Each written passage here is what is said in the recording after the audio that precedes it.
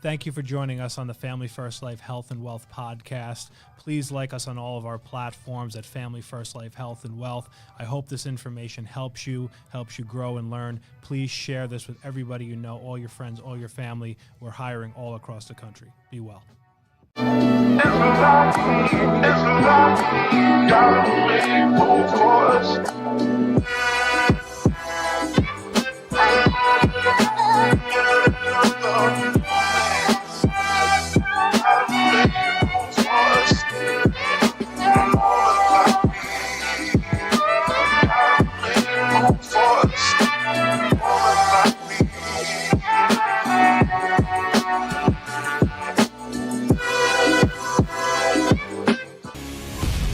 Welcome, everyone. Episode 12 of the Health and Wealth Podcast. My name is Steve Giordano. We are blessed for a second time to have my good friend, Tierre Browne.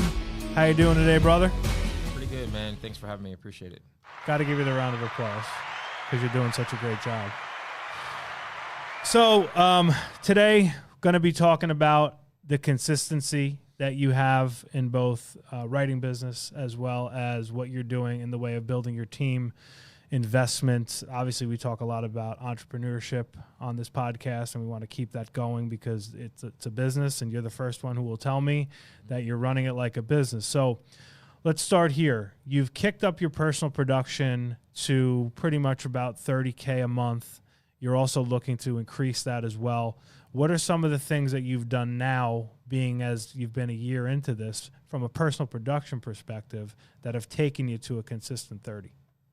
I think first off, it starts with having a realistic budget for leads. Spending $1,000 to $1,500 a week in leads, and making sure, even if the lead flow isn't going exactly my way that week, just consistently buying it. Meaning, making sure I have mortgage, making sure I have plenty of fill-ins with instant leads. Doing that week in and week out. Just having that budget monthly of $5,000 to $6,000 a week, a month. I like it. Another thing that I've noticed you've been doing is you're getting more diversity in your leads. You've added some call transfers. You're trying things. You're not afraid to try things. Tell me about how that is. I know you're laughing. Yeah. So the call transfers. I'm still not 100% confident in myself with it. So I have, like $2,000 sitting over there in two different vendors. And if my dial days don't go great, then I know I have some time to get better. So I'll use the live transfers in those downtimes when I don't have enough appointments. Or if I have some gaps in time, I'll say, okay, do I want to drive around the city of Miami? Do I want to door knock? Or do I want to do live transfers? So I'll practice.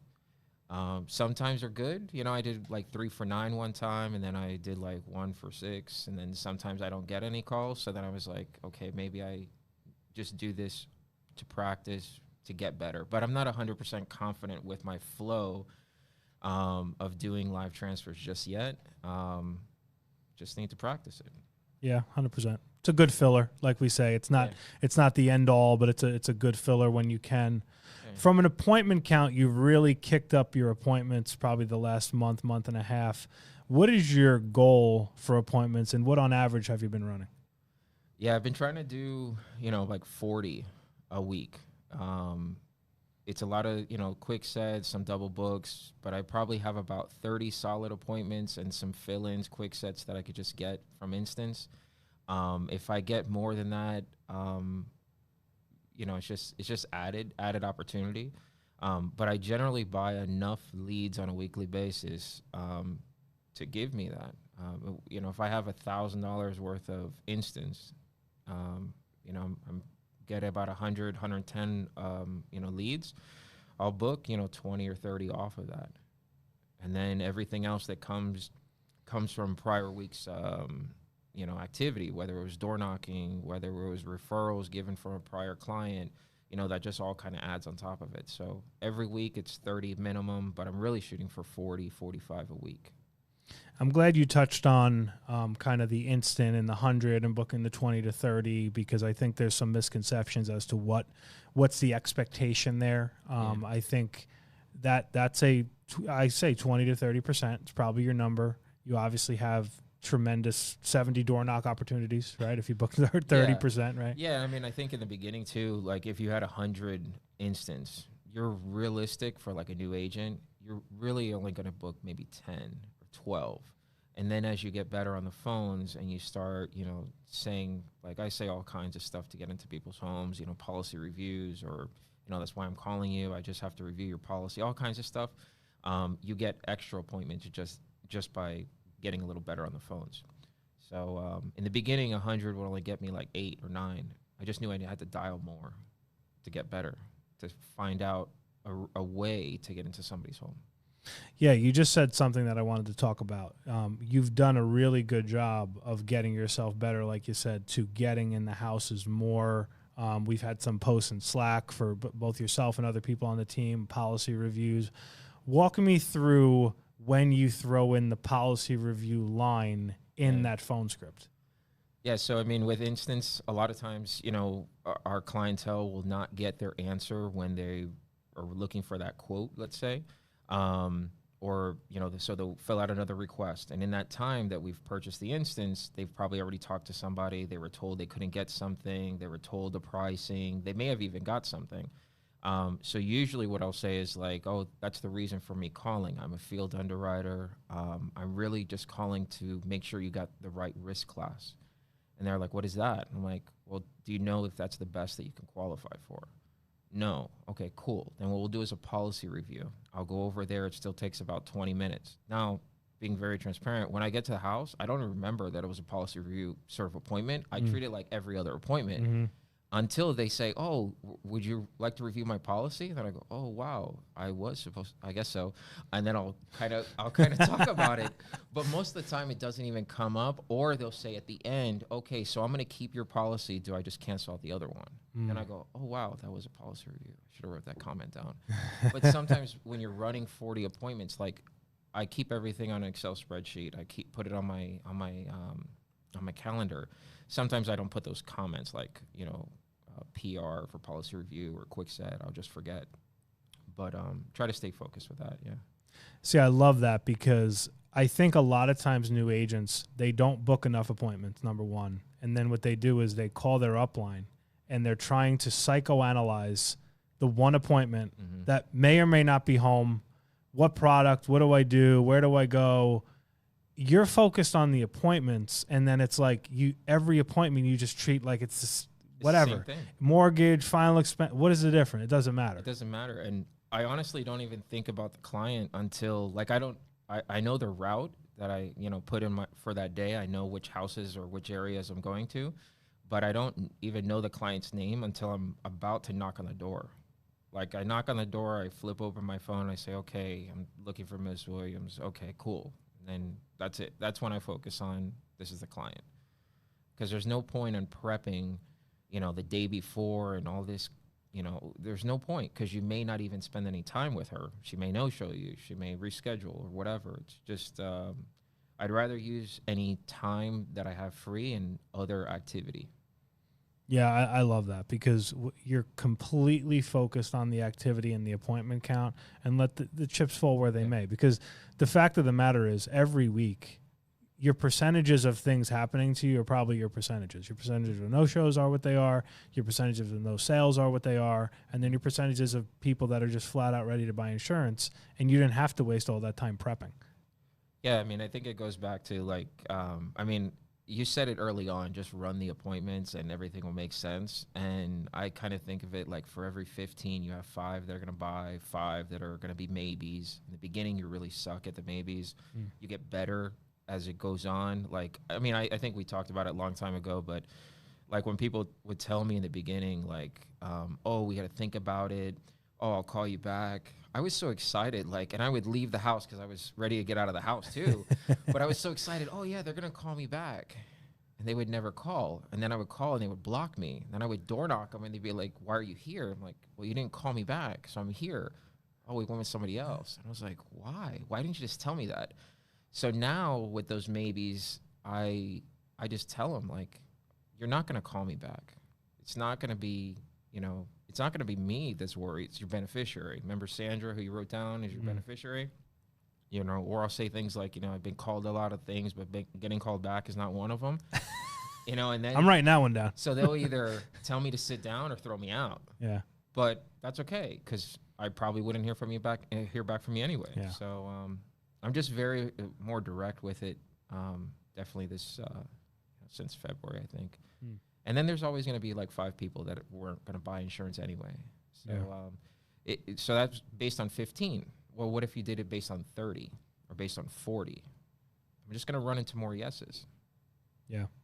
One thing that you do amazingly that I am not good at whatsoever is your emotionality. And I think it's gotten even better over time because you're booking more appointments. So you're like, yeah, I didn't sell it. Like, next. Yeah. How do you manage your emotions to keep yourself so even keel? I mean, it's a little bit of self-talk. Like, when I get back to the car, I kind of think like, oh man, I should have gotten that one. Maybe I didn't explain this well enough. And then I might make a little note on that appointment, like kind of replay it back in my head, like as I'm driving to the next one, like make sure I don't oversell, a term, or don't oversell a whole life, oversell what you can get. Yep. But it's easy to kind of fall into that sometimes when you think a client could qualify, but then they, drop on your head like, they just, they have asthma or something, and you forgot to ask that one thing. So I always just kind of focus on like the foundational things. Like I got to make sure I go through everything that's on the financial inventory sheet, especially the health stuff. Don't skip anything on there. Just be more, diligent with that. But honestly, I mean, it is a mental game throughout the day. But when you look at your calendar and there's a lot of green spaces, I don't think about the white space at all, or bad appointments. Don't have time. Now, talking to that, you're building a team, you're getting some good traction, headed to VP, definitely going to be there, I think, by the end of the year. What are some of the things that you're doing with your agents now? Because you have a lot. Number one, we'll start with your staff. So you have a recruiter, correct? Have a recruiter. Should have a second recruiter in the next couple weeks. So have a recruiter. What now is making you in your head saying, hey, man, we got a recruiter, we got a good one, I want a second one?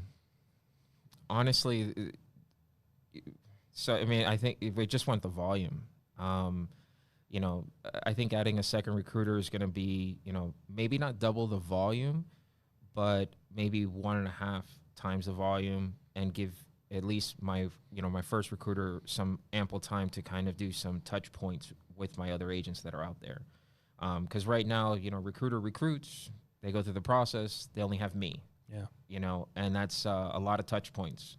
So I want to make sure the team has enough support at all times, besides a WhatsApp chat, besides all of these different avenues, that they have another human they could talk to. So 1.5 recruiter and 1.5 of me, kind of, or 1.25 of me out there to support them.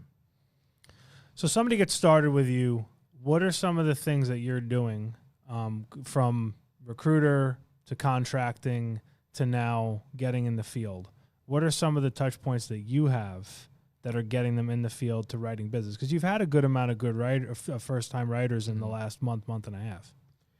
Yeah, I mean, I think from the beginning, it's, when they're going through recruiting, making sure they're going through all the processes, HCMS, and getting appointed with all their different carriers.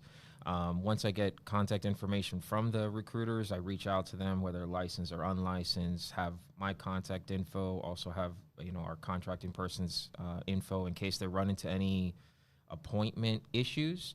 I tell them, I'm not the expert in getting appointed or fighting with Sure LC. Lydia is. So reach out to her. She knows how to use that 100%. If anything else comes up, just reach out to me. I'll help you with it.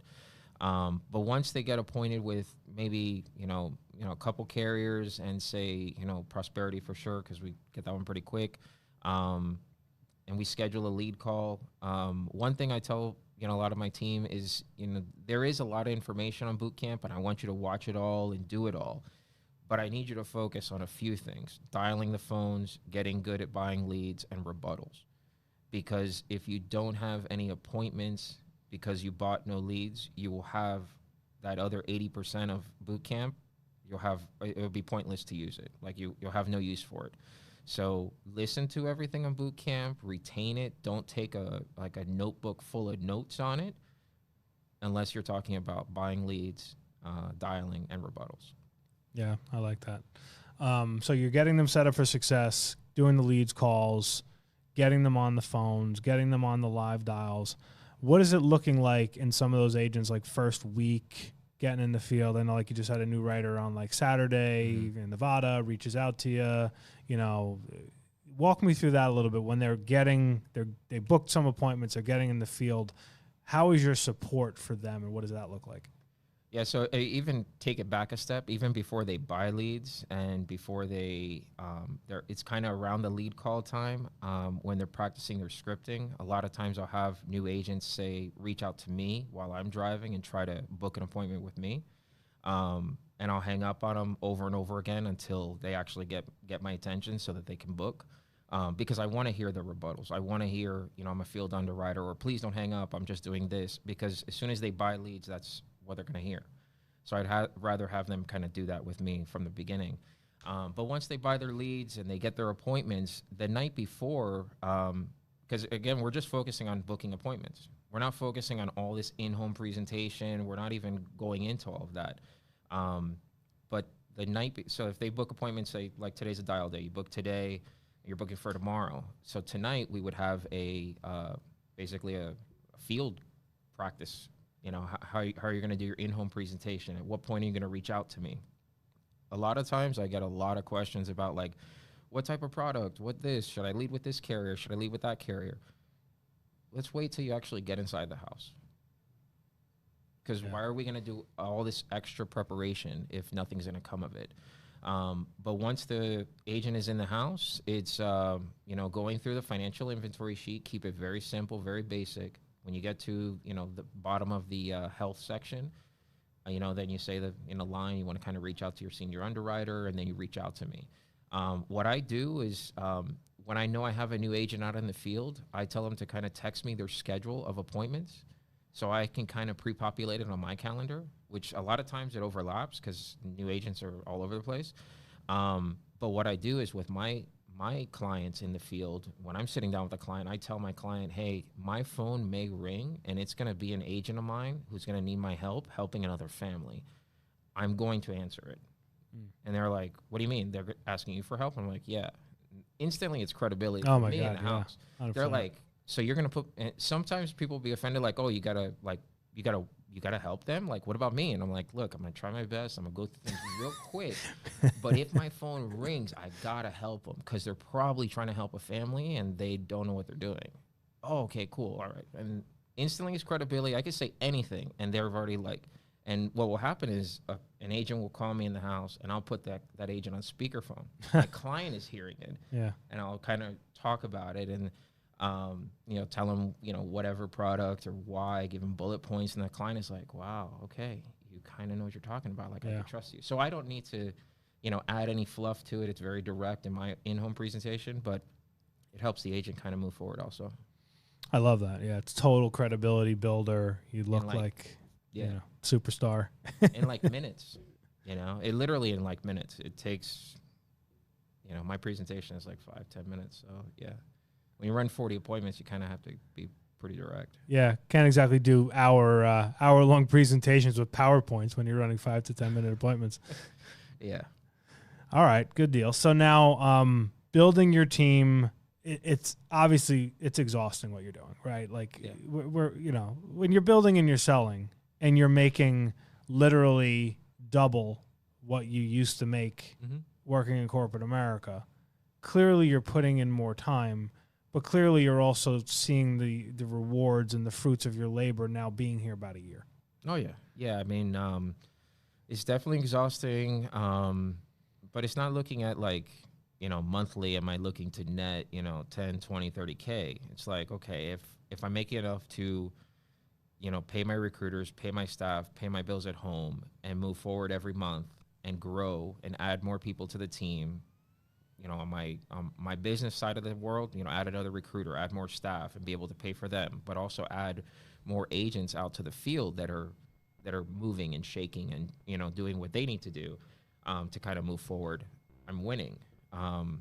At some point later on, if I continue with this activity over and over, month in, month out, I'll definitely see more reward. But it's not the highest on my priority list right now. The priority list is, make sure I have enough to cover my expenses, cover my bills, and grow. Yeah. And I want to go over that because we talked about it before we got on, we like to be transparent. Obviously, it's a business, need to be profitable.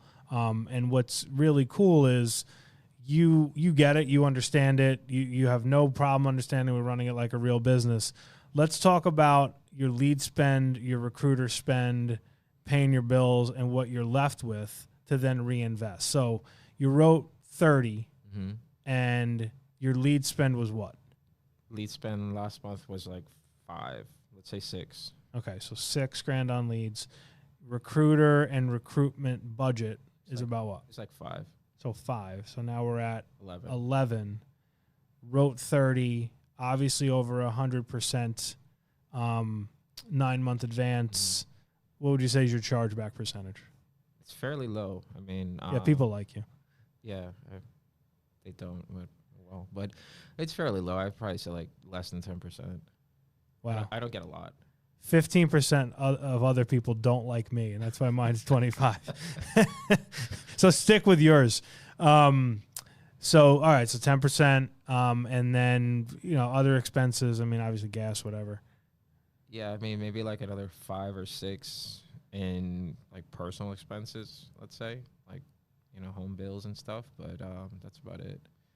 So at the end of your month, and paying everything, and making what you made, and paying a mortgage. Yeah. Two kids, wife. Yeah. How many pets? 2 pets. 2 pets. They're not cheap. You netted about what after all of that? I mean, last month I think it was like 8 or 9 grand clean, maybe 10 clean. Okay. Is it safe to say, and obviously overrides teams doing about 100-ish on your way to 150, whatever. Yeah. Safe to say you're a lot more comfortable than when you were doing government contract. Yeah, no, I mean, in corporate America, I would, make 10 grand, but I had all these expenses. So you think about it, like now I pay everything and I still have a profit. Right. So it's just capital. So that's, I mean, for me, that's, if you're looking at it as a business, you have to build up enough capital, spend it, use it, so it kind of come back to you later. And it'll continue to kind of build and grow. But that's why it's so important. I mean, I know you've preached it to us from the beginning, is like, write 30K, write 30K, write 30K. And well, I'll struggle to get there. But once you're there and you do it for a couple months in a row, you literally never look back because your capital and your cash flow is just unreal. Yeah. And it just, it opens avenues for everything else. If you want, like, hey, I can buy more leads, I can buy a recruiter, I can have more of this and more of that. You could drop more mortgage in 2 or 3 other counties, right, just because you want to see what comes back later. You just have more capital, so you're able to invest it wisely and invest in staff, which will then, on the back end give you, more. Yeah. And another thing that I don't think we talk about enough, you've been at FFL, it's been over a year. Yeah, it's been about a year. Okay. So now back end money, which I think is something that like people like forget because everybody's like struggling in the first 9 months. I got to survive. I got to get through it. I got to get through the advance.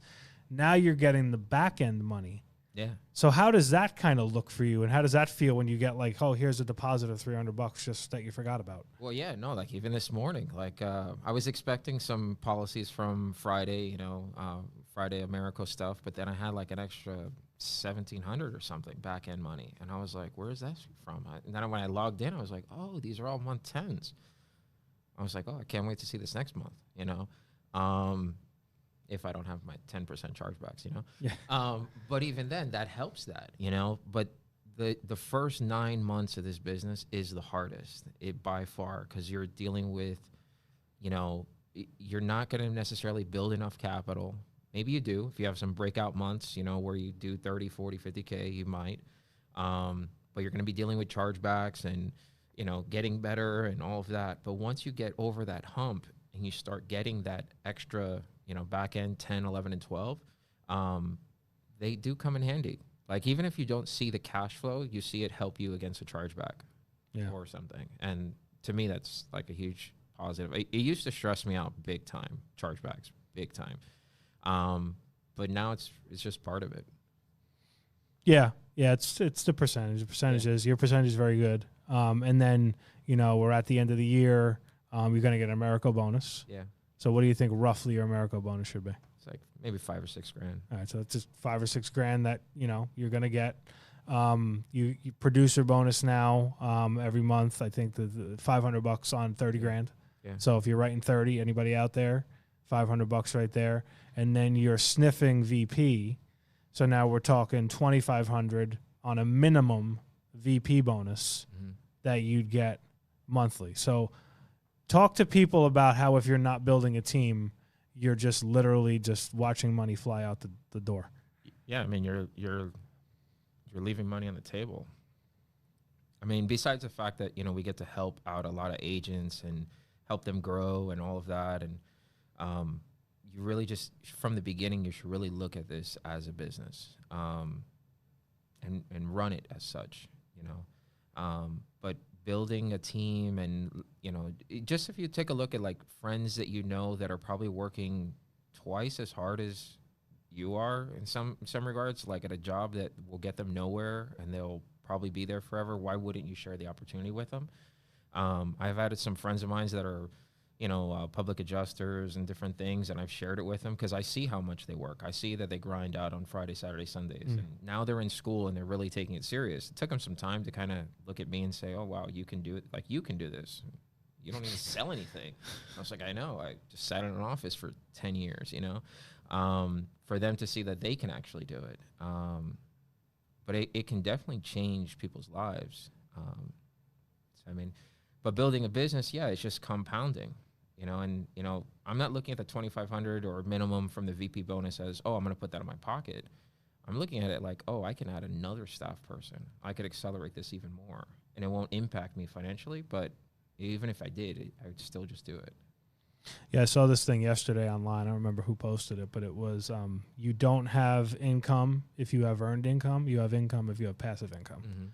And I think that really spoke to me, because I'm like, yeah, you know what? Like, cool. We can all go out and write insurance. We're going to do it. And we can use the money to fuel the business, share the amazing opportunity, and create this passive income and this different lifestyle. Right. So, you're making a lot of sacrifices now. You're working a lot. You're running a lot of appointments. But you're really getting yourself to the next level.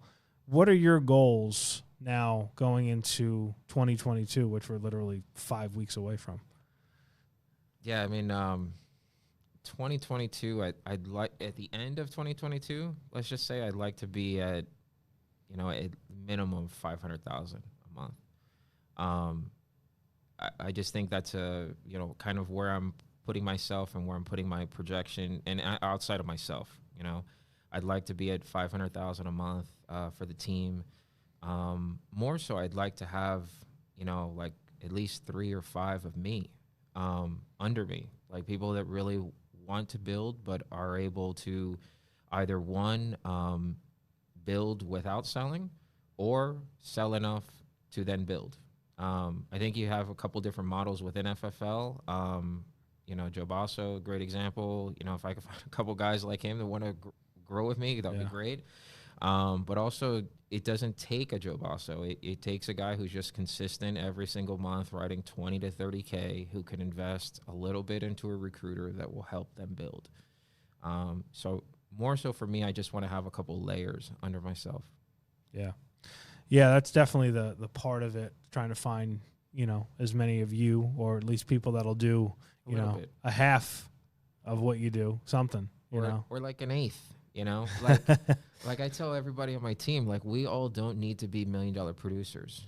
We need to be like $250,000. Yeah. If you're a $250,000 producer and you do that for a couple of years, you'll be good for the rest of your life. 100%.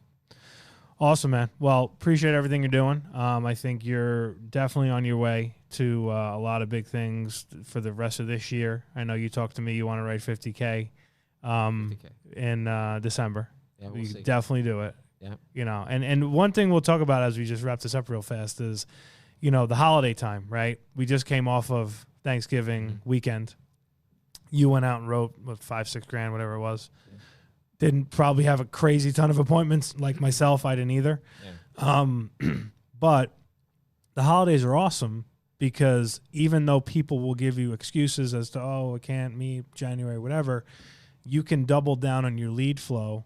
You can have a strong December, and then you can have all those people in your pipe for January when it's time to do it. So tell me a little bit about how you're going to attack that kind of holiday, you know, fourth quarter, last month here.